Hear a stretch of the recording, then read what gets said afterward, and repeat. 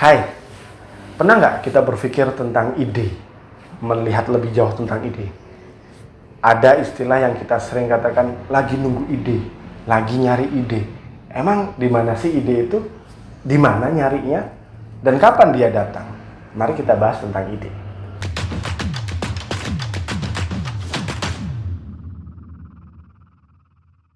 Oke, untuk membahas ini mari kita berkaca pada satu cerita legendaris tentang tokoh bernama Newton dan buah apel.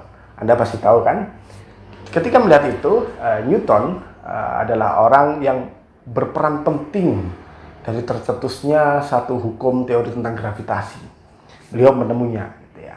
Dan kita tahu dari pelajaran itu kita bisa melihat ada 3 elemen penting, 3 poin penting yang bisa kita lihat bagaimana Newton bisa sampai menemukan gagasan tersebut.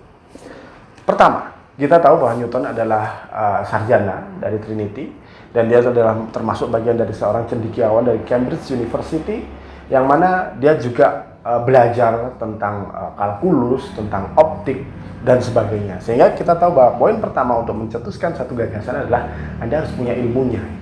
Nggak mungkin desainer tiba-tiba mencetuskan hukum gesekan segala macam. Anda memang ada di bidang itu. Yang kedua adalah Anda harus berusaha, effort gitu ya. Kita lihat bahwa Newton juga berusaha gitu ya. Dia juga terus menulis jurnal-jurnal, dia terus meneliti, bahkan dia juga mempublish banyak tulisan dan pemikiran dia juga gitu ya.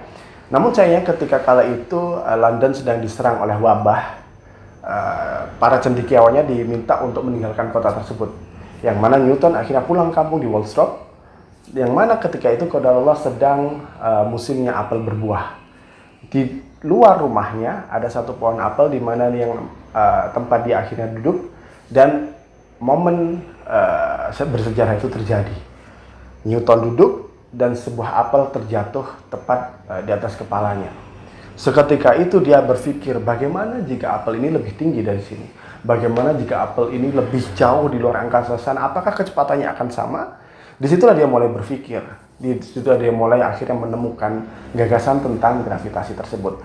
Dan di poin ketiga ini, itu yang disebut dengan momentum. Momentum adalah hal yang paling penting dalam proses terlahirnya sebuah gagasan. Kenapa? Mungkin Anda pernah mengalami ya, ketika kita menghadapi satu permasalahan gitu ya, kita sudah tanya ke ahlinya, kita sudah cari-cari solusinya, kita pergi ke sana kemari memikirkannya, meneliti, bahkan sampai berminggu-minggu dan berbulan-bulan kita tidak menemukannya.